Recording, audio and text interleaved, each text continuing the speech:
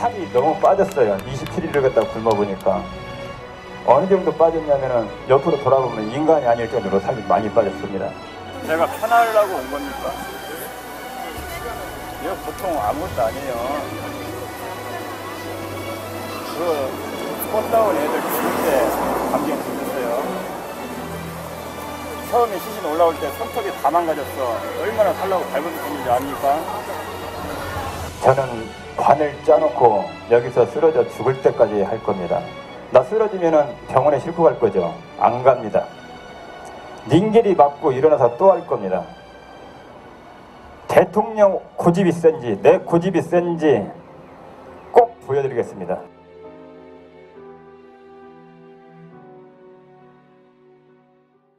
어떠세요? 지금 건강은 어떠신가요? 지금 현재 이제 몸 기력은 많이 돌아오고 있어요. 기력은 돌아오는데 이제 근육 같은데 살이 너무 많이 빠져가지고 근육이 붙어야 되고 그다음에 이제 머리, 기억력 아직도 안 돌아오고 있어요. 이제 편지를 많이 가져가고 읽어야 되는데 한 절반 읽다가 읽으면 또 기억력이 없어져 버려요. 밑에 읽다 보면 위에 무슨 내용이 있는지 모를 정도예요 지금. 그 정도 돼 있습니다. 식사는 그럼 지금 어떻게 해요? 여기 와가지고 8일째부터 죽으로 먹기 시작했어요. 처음에 미음 드셨을 때는 눈물이 왈칵 나셨었잖아요. 첫 숟갈 딱 뜨는데 무슨 기분을 너무 묘하더라고요. 그냥 뭐 감격의 눈물이라고 그럴까요? 너무 감동스럽고 그래서 눈시울이 막 붉어지더라고요. 혈압이나 혈당 같은 건 그건 정상으로 돌아왔어요. 혈압하고 혈당. 이제 머리 아픈 게 두통이 없어졌고 가슴에 숨 가쁜 거 그것도 많이 없어졌고 여기 옆구리 막 갈비가 찔렸던 게도 없어졌고 이제 많이 좋아지고 있어요. 오늘 추석 연휴 첫날인데 보통 명절에는 아버지 어떻게 보내셨었어요? 시골에 정읍에 어머님 계시고 큰형님하고 같이 살고 계시는데 이제 형제들 모두 다 내려가죠. 그래서 명절 때 내려가서 거의 유민이 유나 데려갔었거든. 가면 이제 삼겹살을 많이 구워요. 마당에다가 셋째 형이 갈비집을 했으니까 구워서 먹고 술 한 잔씩 하고 놀다가 오는 추석이었죠. 매일. 이번 추석은 또 못 가죠. 가고 싶어도 어떻게 합니까? 그것 때문에도 내가 야당 의원님들한테 추석 전에 최대한 어떻게든 협상 좀 해달라고 부탁을 신신하고 했어요. 우리 유가족도 유가족이지만은 국민들도 강원까지 와서 그 한 데서 잠자고 있는 사람 많잖아요. 모든 분들 일상을 돌아갈 수 있게끔 적극적으로 좀 해달라고 했었는데 이렇게 장기적으로 갈 줄 몰랐어요. 누나는 추석인데 어떻게 왔었어요? 여기 병원에 오라고 그랬는데 기자들 때문에 나 병원에 22일 날 입원하고 나서 그 악성 루머 퍼지고 나서 학교를 못 갔어요. 기자들이 막 따라가고 9시에 출근을 등교하고 기자들 피해서 집 앞에 막 직원들 막 따라다녀가지고 여기 오라고 했더니 기자들 때문에 아직 못 가겠다고. 그럼 좀 조용해지면 오자고 그랬어요. 7월 14일부터 단식 들어가셨다고 그렇죠. 하죠? 제가 처음에 알기로는 광화문 5분, 국회 10분 그렇게 들어가셨는데 이게 단식이 처음에 왜 이렇게 해야겠다 이렇게 되신 거예요? 저희가 분향소에서 여기서 이제 일을 하고 있었는데 12일 날까지도 유가족 법안 이게 제출해놓은 이 법안이 12일까지도 11일 날이었죠. 그러니까 11일 날까지 아예 협상 자체가 하려고 생각도 안 하고 유가족이 제시한 거 일절 묵살 다 당했어요. 그래서 12일 날은 국회로 쳐들어가자. 11일 날 밤에 총회를 열었죠. 유가족들이. 총회를 열어가지고 이제 12일 날 아침에 무조건 국회로 들어갔는데 국회 정문부도 막았잖아요. 완전히. 그 상태에서 들어갈 방법이 없었는데 다행히 국회의원 김현 의원이 신경을 많이 써줘가지고 들어갔어요. 들어가서 국회에서 농성을 하게 됐고 이틀 동안 거기서 난장을 깠어요. 거기서 이제 징치고 있으면은 통과시켜줬겠지 해서 12일 날, 13일 이틀을 버텼어요. 근데 13일 날 밤 12시가 다 됐죠. 12시가 다 됐을 때 그때 이제 완전 묵살 됐어요. 한 개 우리가 유가족 요구한 거 하나도 들어주지도 않고. 그래서 그때 긴급 회의를 또 소집을 해서 우리 유가족들이 그러면 단식을 하자. 전원이 다 하자고 그랬어요. 국회에서. 그래서 제가 그렇게 할 바에 국회를 사수해야 할 거 아니냐. 어차피 들어왔으면은 다 굶어버리면 누가 지킬래? 밥을 일부는 먹고 지킬 사람이 있어야 되니까 국회로 몇 명만 지키고 광화문에 나갑시다 그랬지. 광화문은 청와대 바로 앞에서 청와대에다가 목성을 외쳐주는 거니까 청와대 광화문 앉으면 대통령님한테 호소하는 게 되는 거다. 국민들이 다 일어나는 자리다. 광화문 자리난 거다. 많이 가면 안 된다. 5명 정도만 앉아가지고 시작을 하자 해서 무턱대고 14일 날 아침에 가서 앉은 거예요. 그래서 그날 시작을 했는데 16일까지만 하면 될 줄 알았어요. 16일 날이 그 유가족 특별법 마지막 법안 통과 날이거든요. 16일 날은 될 줄 알았는데 16일 날 묵살이 됐어요. 아예 안 되고 파행이 됐죠. 그래서 24일까지 또 연기를 했던 거고 24일 날이 100일 유령제. 설마 애들 100일 유령제인데 그때까지 안 해주냐. 양심 있는 국가라면 해줄 것이다. 근데 그때도 또 묵살당했어요. 25일 날 아침에 위원장하고 임원진하고 총회 막 하고 어떻게 해야 되냐. 그래서 단식을 접어야 되냐. 어차피 장기전 될 건데 해서 싸우고 있는 찰나에 8월 15일 날 교황이 온다는 소리 들었어요. 16일 날 시복미사를 갖다 광화문에서 한다고 얘기가 나오더라고. 아 그러면 잘 됐다. 여기서 끝까지 버티자.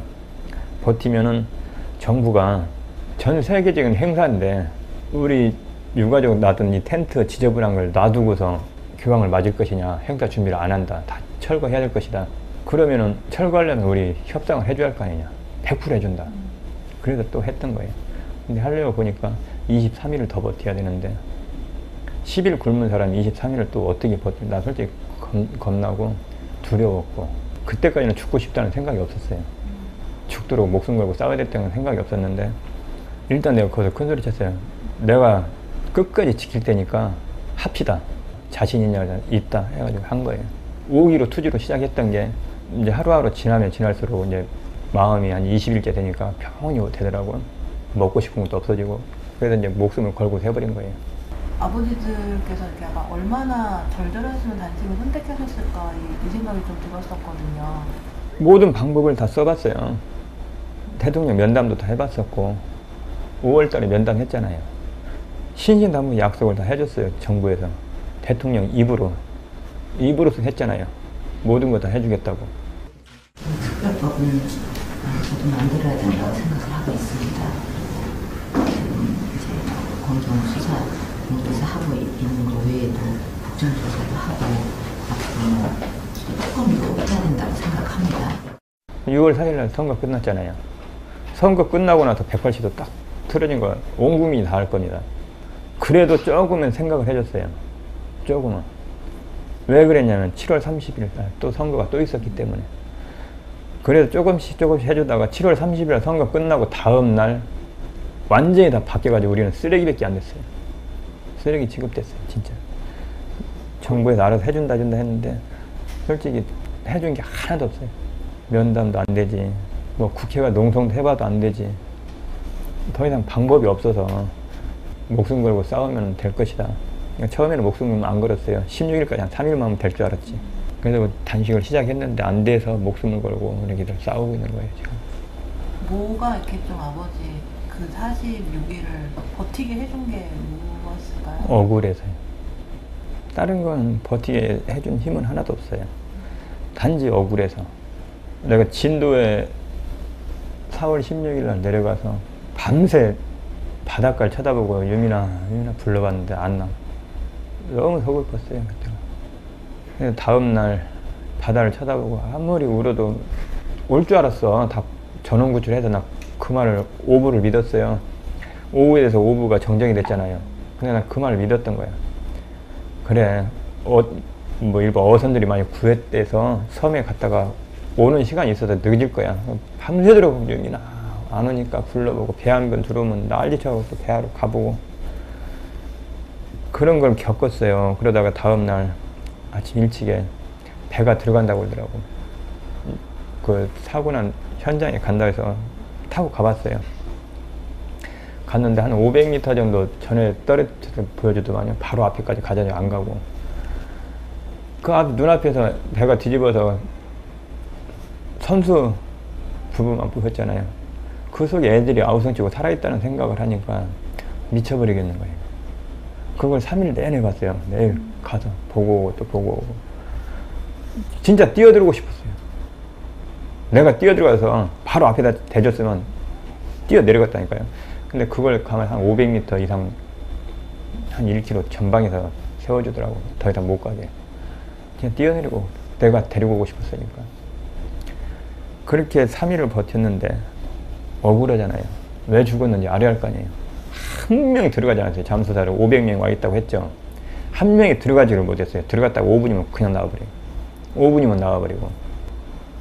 그렇게 억울함이 크다 보니까 유민이가 단식할 때 계속 살아서 숨 쉬고 있는 거예요. 내 가슴속에서. 유민이한테 죄인이 밖에 안 된 거예요. 그때 가서 못 구해준 게 내가 죄인이었고, 억울한 거 지금 풀지도 못해서 이렇게 싸우고 있는데 안 되니까 또 죄인이 되잖아요. 그런 억울함을 생각하다 보니까 더 버틸 수가 있어요. 솔직히 말해서. 버틸려면. 죽어버리면 됐으니까. 근데 유나가 얼마 전부터 쓰러지기 며칠 전부터 계속 찾아오기도 하고 이제 문자도 왔어요. 그만 좀 제발 좀 멈추라고. 밥 같이 먹고 싶다는 그 문자가 가슴에 너무 찔리더라고. 그래 맞아. 유나를 한 번 생각을 안 해봤어. 그때까지. 유민이에 대한 억울함이 너무 크다 보니까 거기에다 집중하다 보니까 그 문자를 보고 나서 정신이 바짝 드는 거예요. 아, 유나가 있지. 유나를 잊어버리고 살았던 거예요. 솔직히 그 유나 삼촌이라는 사람이 네. 하태경이를 어떻게 하래, 국회의원을. 누나도 이번 일로 좀 아빠가 이렇게 공격당하는 거 좀 마음이 많이 다쳤어요. 그게 더 마음이 아프대요. 솔직히 그 유나 삼촌이라는 사람이 네. 하태경이를 어떻게 하래, 국회의원을. 회복을 내가 유민이 엄마한테 전화했더니 회복을 몇 년 동안 안 쓰다가 그때 처음으로 봐가지고 내가 기사가 나와서 봐가지고 올린 거라는데 앞뒤가 안 맞잖아요. 하태경이가 달랑 한 명이 친구가 돼 있어. 지금 내가 모든 정부에 일베들한테 보수단체에 묻고 싶은 게 있어요. 진짜로 내가 그런 루머를 안 퍼뜨렸으면은 특별법 벌써 통과됐을 겁니다. 아실 거예요. 시민들이 막 어마어마한 반응이 막 함성을 외쳤잖아요. 그걸 국가에서 다 뒷조사하고 캐놓은 거야. 어느 순간 올라오니까 탁 터뜨린 거야. 그러니까 지금 내가 싹 다시 가라앉았잖아요, 여론이. 시골에 가면은 지금 나를 욕을 해요. 저 새끼가 부모가 맞냐고.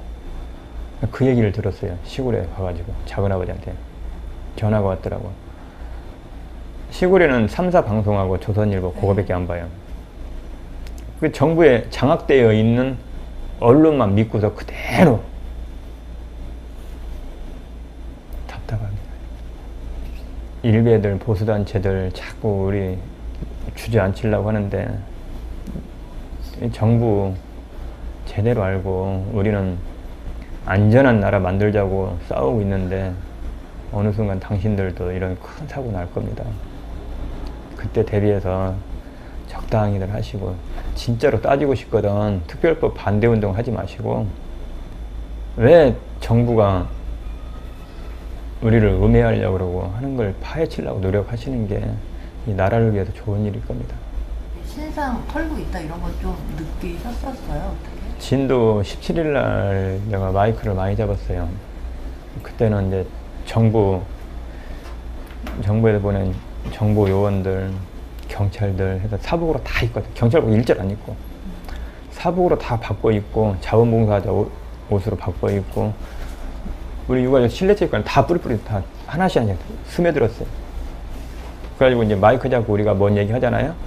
대책위도 대충 뿌렸으니까 마이크 잡고 뭐 얘기하면은 뒤에서 그래 2층에서 막 실내체육관 야 개새끼야 조용히 하네 막 싸움을 시켜요. 그럼 이쪽에서 뭐인데 이 새끼야 해가지고 막 싸움 나요. 그럼 내가 후딱 단상에 또 올라가서 이게 정부가 바라는 거다. 당신들 이런 일을, 큰 일을 진짜 처음 당하지 않냐. 나도 처음 당하자. 지금 경찰들이 곳곳에 파헤쳐놓는 이유가 뭐냐. 우리 와해시키려고 한다. 분열시키려고. 모든 사건은 나면은 분열되는 순간 지게 돼 있잖아요. 하나로 뭉쳐져야지 이 싸움에서 이긴다. 그걸 계속 한 5분 정도 연습을 해요. 그래서 싸움하는 걸 멈춰갖고 앉혀놓고. 난 그걸로서 마이크를 많이 잡았어요. 그러다 보니까 18일 날도 그러고 17일 날도 이상해, 느낌이. 보니까 17일 날 저녁을 이제 형하고 둘이 먹는데 자원봉사자 조끼 입고서 둘이서 계속 옆에 지키고 막 땅면치고 서성서성 하더라고. 계속 우리 쳐다봐. 자원봉사 식당에서. 아, 이상하다. 나도 눈치도 봐주고 직감이 있어서 보니까는 무전기 2개를 꽂고 있는 거야. 그때부터 정부 요원이 따라다니는 걸 알았어요. 그러고 나서 많이 잡혔잖아요. 체육관에서 우리가 경찰도 하나 잡았고, 개장이었지 그때. 정북개장 딱 잡고 보니까 개장이었어. 학부모 당신 뭐야 하니까 학부모들 막 회의하고 있는데 뒤에 서가지고 핸드폰을 원래 찍고 있더라고.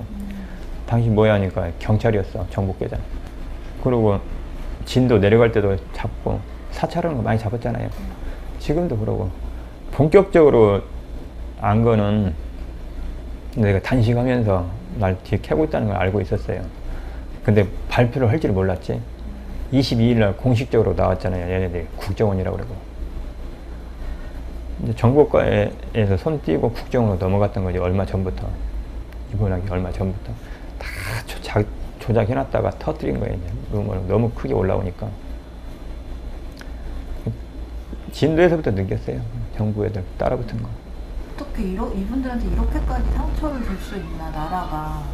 9월 1일 날 3차 면담에 주호영 의장이 그랬잖아요. 3차 면담 때 그날 뭐라고 그랬냐면 특검이 가장 완벽한 기소권 수사권을 갖고 있지 않느냐. 그 특검을 피해자 측이 달라고 하는데 그건 못 한다고 그랬잖아요. 그걸 주는 순간 여당이든 청와대든 조사하겠다는 거냐. 3차 회담 때 그 얘기를 했잖아. 그 여당이든 청와대든 조사하겠냐 이렇게 물었던 거는 하지 말아라. 왜 하지 말아라야? 왜 여당이 지금까지 극구 반대하는지 좀 물어본 질문이 답이에요. 그게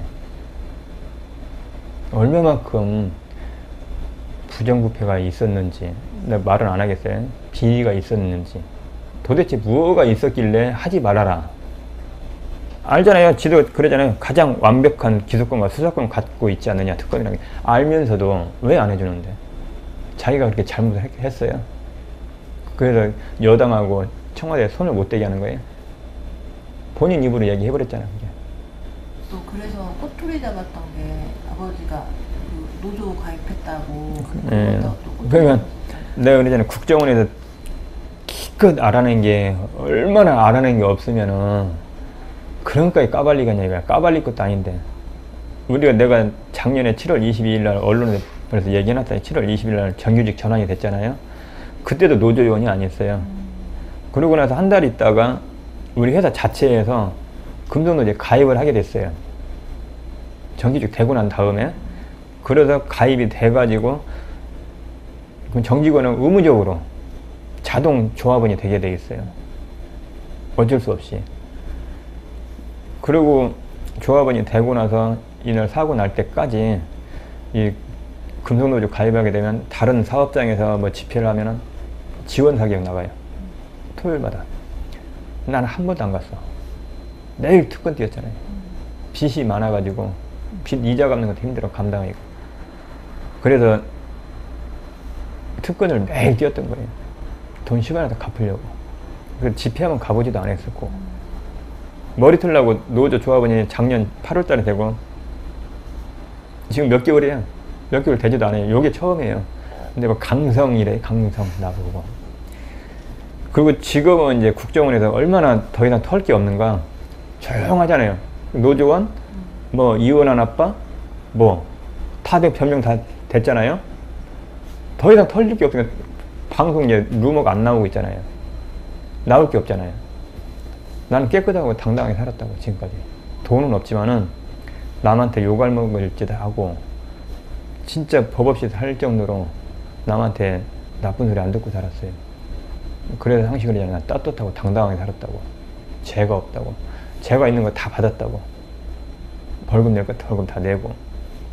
처음에는 나 도와준다고 온다고 그랬어요. 우리 회사 사람이고 조합원인데 왜 못 나가게 하냐. 아직은 하지 마세요. 그냥 저는 죽은 자식이 있어서 아빠로서 싸울 거니까. 그리고 민주노총하고 시민단체 처음으로 이제 안산 분향소에 오게 된 날이 있어요. 도와준다고. 네. 연대를 같이 할 때. 그때 풍선을 뛰었잖아요. 그날 금속노조에서 왔었어요. 충남지부에서. 차로 2차로 해서 올라오면서 우리 이제 깃발이 있어요. 금속노조 깃발. 그거 엄청 많죠. 그거 막 꽂으면 이제 강성이에요. 그게.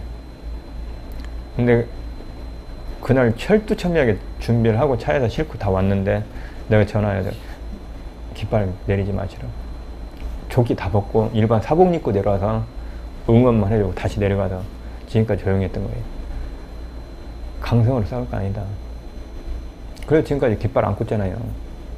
금속노조 조끼 안 꽂으면 깃발 꽂으면 각 사업장 다 꽂자고 펄렁펄렁 시퍼렇죠. 안 꽂잖아요. 그렇게까지 정부하고 내가 싸워주면은 정부도 들어줘도 벌써 들어줬어야 돼요. 내가 화염병 던지고 싸웠어요. 돌 던지고 싸웠어요. 40일을 갖다가 굶어가면서 대통령 편지 보내도 편지도 안 받아. 만나달라고 해도 면담 신청 써도 쳐다도 안 봐. 계속 횡단보도 막고 있어. 그 정도 요구한 게 요구한 거예요? 그것도 뒤집고 있죠. 나 씹고 있잖아. 일반 시민입니다, 나는. 일반 시민들, 우리 욕하는 그 사람들 보면은 노무현이나 김대중이나 만약 야당 쪽에서 대통령이 됐으면은 나처럼 욕 안 했을까요? 걔들은 더 했어요. 술자리 가보세요. 누가 대통령이라고 부르는 사람이 몇 명이나 있나? 상식적으로 생각도 해보지, 국민들. 술자리 얘기할 때 아이고 대통령님 하면서 대화하는 놈이 몇 명이나 있나? 반대 세력을.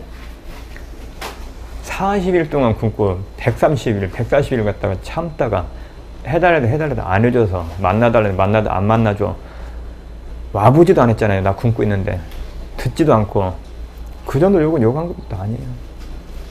까놓고 해서 진짜 얌전하게 싸워준 거예요. 근데 그거 한마디 좀 그날 승질 나가지고 했다고 그거 한 장면만 계속 들어가지고 하죠.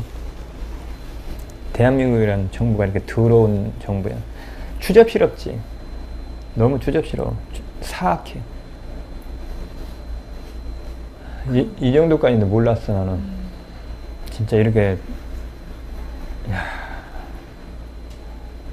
사고 터져보고 나서 대한민국을 알았네 내가. 뭐 욕했다. 지금 하는 얘기가 대통령한테 욕했다. 그렇죠. 상황 좀 한번 자세하게 한번 알려주세요. 그때 뭐 다들 많이 왔을 거예요. 기자들도 많이 있었으니까. 나하고 영석 아빠하고 갔잖아요. 변호사하고.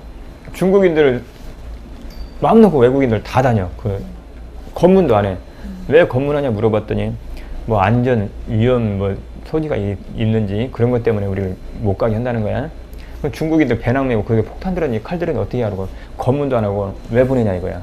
우리는 아무것도 맨몸인데 왜 못 가게 하고. 그러니까 저지를 하고 있는 상황에서 실개인을 하다가 방법이 없잖아요. 어떻게 할 방법이. 그래가지고 여기 혼나고 그랬잖아요. 밀면은 밀리나 그게? 우리는 3명이고 한 20-30명이서 막고 있는데 어떻게 밀어낼 수가 그 길을 뚫을 수가 있어.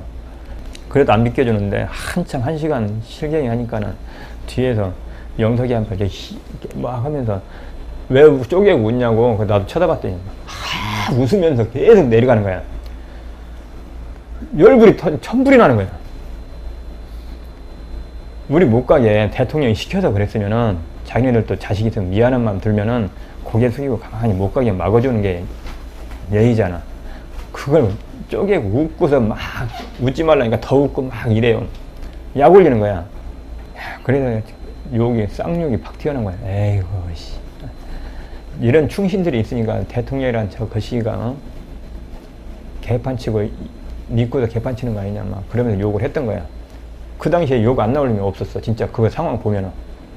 나는 내가 욕을 했던 이혼한 아빠든 뭐 각종 루머들이 있는데 나 하나 지금 가만히 매장되면 되니까 지금 우리 국민들 계속 특별법 제정해서 안전한 나라 만들자고 함성 외치고 있는데 나 하나 때문에 껴지지 말고 더 제발 부탁인데 더 좀 외쳐달라고 부탁하고 싶습니다. 인도에서 또 대통령 왔을 때 또 욕했다고 TV 그때 경호원들이 뭘 입고 하냐면 파란색 조끼.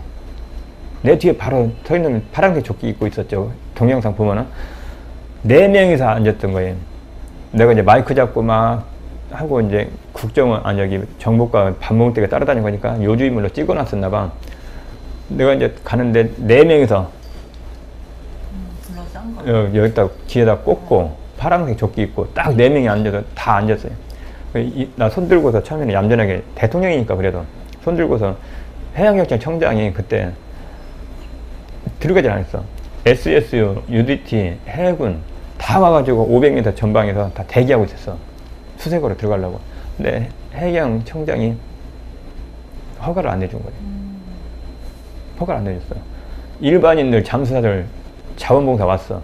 근데 장비가 없으니까 장비 좀 배달해도 승인이 안 떨어져 주지도 않고, 그런 상황에서 대통령이 왔단 말이야. 근데 뭐라고 손들고 얘기해야 되겠습니까? 바꿔달라. 지휘통 거는 장비도 없어요. 그래서 해군으로 해달라. 그럼 UDT, SES 다 장비, 어마어마한 장비 있고, 걔네는 밥 먹고 물속만 들어가는 사람들이야. 손 들고 그 얘기 하려고 그러면 못 일어나게 계속 제재하는 거야. 제재를 했어. 그래서 나중에 쌍욕을 했지. 나 자식 죽었어. 나 여기서 그냥 죽어도 돼. 같이 죽고서 소람 피울까? 그냥 일어나서 말만 할 테니까 가만히 있으라고 하니까는 있더라고. 일어났어. 일어나서 내가 손가락질해서 바꿔달라고. 그 앞에 같이 있었잖아. 저 사람 바꾸라고 이제 그런 식으로 얘기하니까 얘가 뒤에서 또 땡기는 거야. 앉으라고. 돌아서면서 내가 얘기했잖아. 씨발 하면서. 그래 돌아서면서 받아버리려니까 그게 뭐야. 전라도면 한번 때려버리려니까 그 뜻이거든.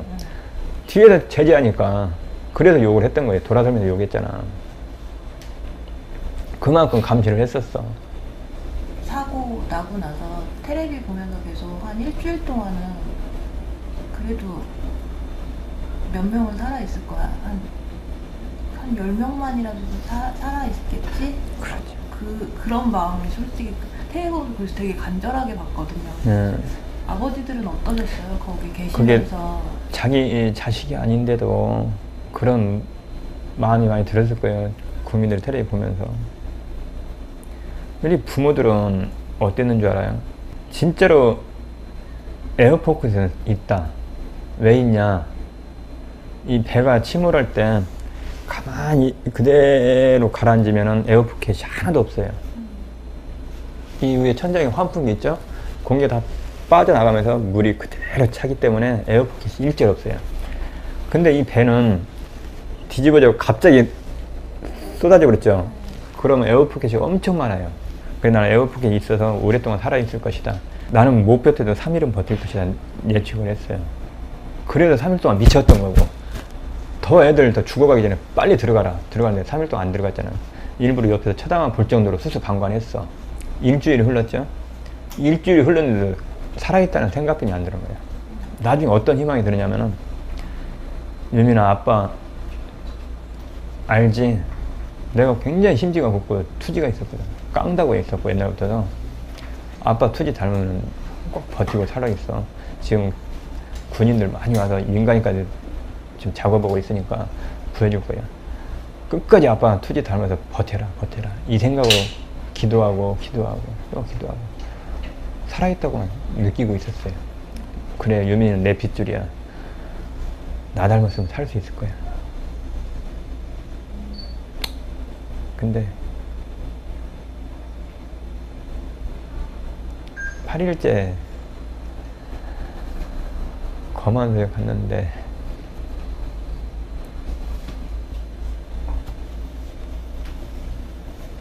죽어가고 올 줄은 몰랐어. 내가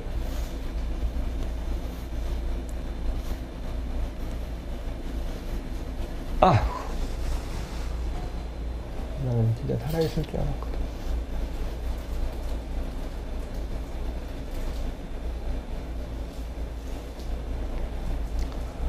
얼마나 아까운 딸이었는데.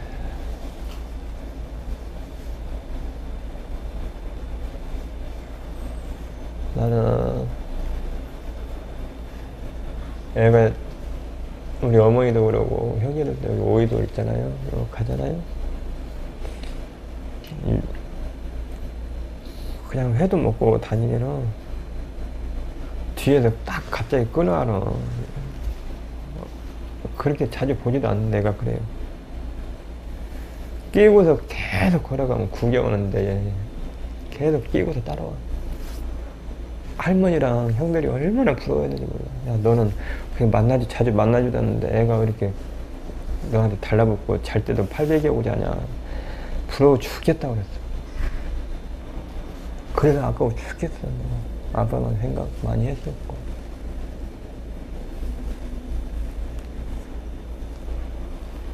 싸우다가 단식하고 싸우다가 죽어도 목숨 아깝지가 않았잖아요. 못 해줬잖아요. 이혼해 살면서 해줘야 되는데 못 해줬잖아. 가서도 만나줬었는데 돈 때문에 못 만나줬고, 좋은 거 하나 사줬어야 되는데 사준 것도 없고, 그래서 내가 싸우다가 무슨 건데 죽어도 나 한이 없어. 누나는 좀 요새 어때요? 언론 때문에 너무 힘들어해요. 많고 오고 싶은데도 기자들 때문에.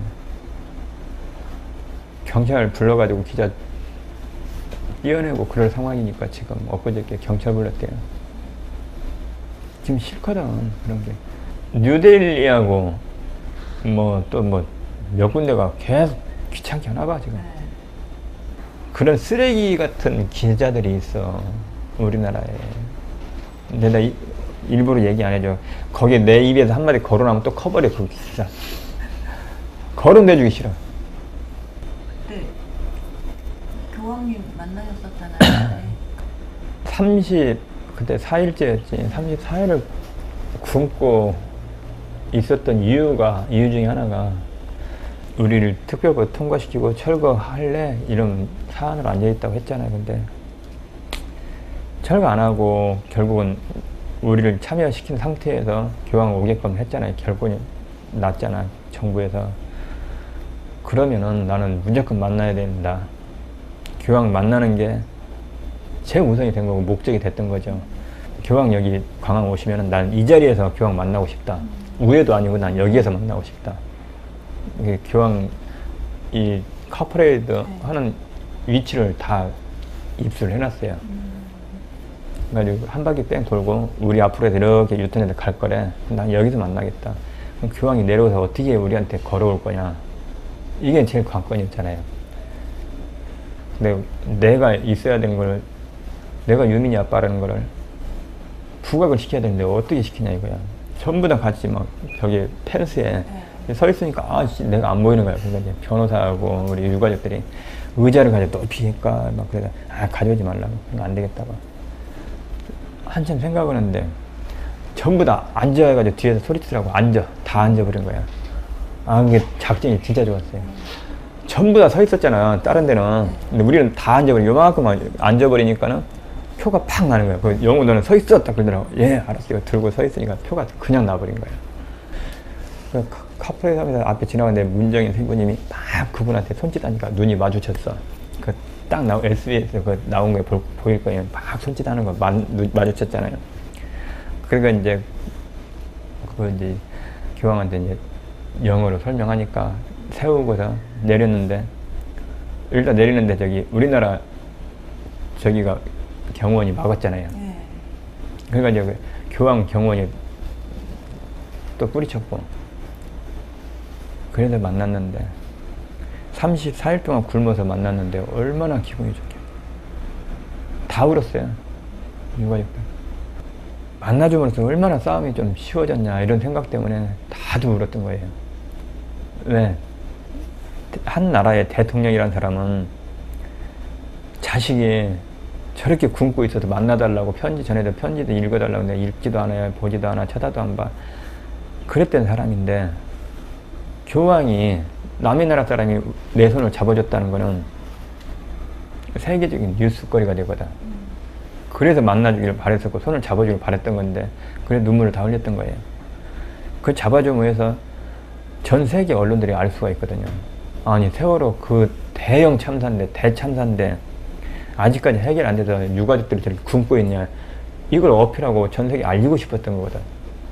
알린다고 해서 특별법은 통과는 안 되지만은 국내 여론사가 안 되기 때문에, 국내 여론사가, 언론사도 마찬가지로 전부 다 정부 측에 서가지고 보도하고 있는데 그냥 가만히 내보내주고 국민들이 판단했으면 내가 그것까지 생각 안 했어요. 아예 안 하고 감추고 있잖아. 그냥 오보나 내보내주고 내 거 루머나 내보내주고. 그런 방송사에서 마지막 길은 전 세계 언론을 이용하자. 그래서 언론을 이용하려고 교황을 만나려고 극구 노력했던 거고. 그래서 이제 지금은 전 세계 사람들이 유민 아빠만 알아버려요. 지금 페이스북에 오면은 전 세계적으로 페이스북이 매일 답장 와요. 몸 괜찮냐? 지금 이제 매일 나에 대해 소식을 알고 있어요. 교황님이 그렇게 정말 보통 앞엔 중립이 없다는 말까지 하고 가셨는데 또 얼마 전에 추기경님이 원래 그냥 반 스타일이야. 광화문도 우리 다 철거시키라고 그랬으니까. 그래서 뭐 한마디로 참 요구하면 안 되니까 말을 표현을 못 하겠네. 뭐 자기의 판단이 있으니까 그러겠지. 자기네들 자식 죽어도 다 죽이겠다는 뜻밖에 안 되는 거야. 나는 그냥 죽이고 말겠다. 답이 그거잖아. 우리 반대하는 사람들, 특별법을 반대하는 사람들, 내 자식 만약에 똑같은 상황에 처한다. 난 죽게 내버려 두겠다. 그 뜻밖에 안 되는 거야. 방법이 없어요. 일부에서 또 그런 걸 물어보더라고요. 수사권, 기소권 둘 중에 하나는 포기해야 되지 않아? 이렇게 또 말하는 사람들까지 있더라고요. 포기해도 되는데 왜 안 되는지는 간단하게 설명해 드리자면요. 이번 국조 얼마 전에 했었잖아요. 거기 들어가서 보면은요. 1시간만 앉아 있으면 화가 치밀어 오를 정도예요. 자료 제출 해당 안 해요. 그래도 기소권이 필요한 거예요. 자료 뺏어오면 뭐 할 거예요? 수사를 안 하면은 끝나는데. 그래서 기소권, 수사권 두 가지가 다 필요하다는 거예요. 수사만 하면 뭐예요? 자료가 없는데. 자료도 가져올 수 있어, 강제적으로 가져올 수 있어야 되고, 가져온 자료 가지고 수사를 할 수 있는 권한이 기소권, 수사권입니다. 조사권 가지고만 하게 되면 그걸 못 해요. 그래서 우리가 기소권하고 그게 독립적인 수사 권한이에요. 그걸 하자는 거예요. 그걸 왜 정부에다 주면 되지? 지금까지 정부에 그렇게 해왔어요. 검증해서. 그래서 지금까지 해결하는 사건이 있습니까? 대형 참사들 지금 해결된 사건이 있냐고. 아무것도 그냥 실무자만 다 처벌해놨잖아요. 못 믿겠다 이거죠. 우리 유가족들 다 입장이 다 똑같아. 이제 하도 같이 만나서 머리 맞다고 얘기를 했고, 수사권, 기소권이 있으면 또 앞으로 장래가 어떻게 될 거고, 법이 어떻게 될 거고, 이런 거 다 들었기 때문에 알아요. 그래서 우리는 세월호 참사가 안 일어나도록 만들어야 되죠. 이제 비리가 없어서 안전검사, 중간검사, 뭐 이런 막 각종 검사 자체가 진짜 제대로 된 검사가 되면은 세월호라는 배는 절대 출항이 안 됩니다. 나갈 수도 없고 사고 날 수가 없어요. 그게 사전 예방하는 거 아닙니까? 근데 설사하니 가다가 사고가 났다 이거예요. 그랬을 경우에 전원 사망했어 이번에. 전원 구조하자 이거예요. 이제 그 체계를 만들자. 그 딱 두 가지예요.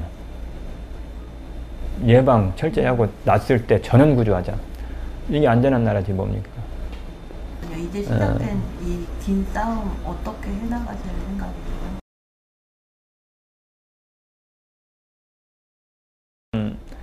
희망이 지금 보여요. 내가 싸운 거 아무것도 일으키는 게 없다고 생각하지만은 나는 굉장히 큰 성과를 이뤄놨어요.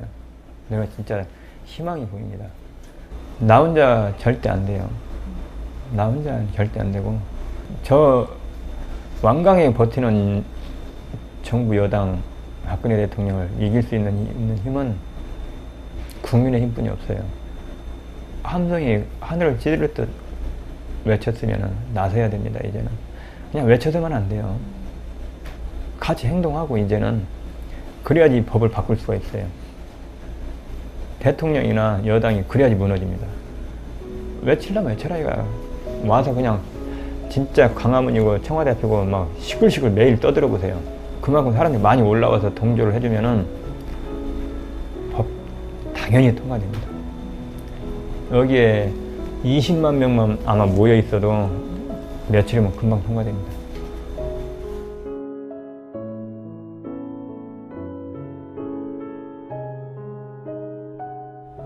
처음에는 우리를 위해서 애써달라 몰랐을 때는 그런 말을 많이 했는데 지금은 우리의 일이 아닙니다. 진짜 우리 자라나는 아이들의 미래를 위한 일이니까 끝까지 함께 싸워주시길 부탁드립니다. 감사합니다.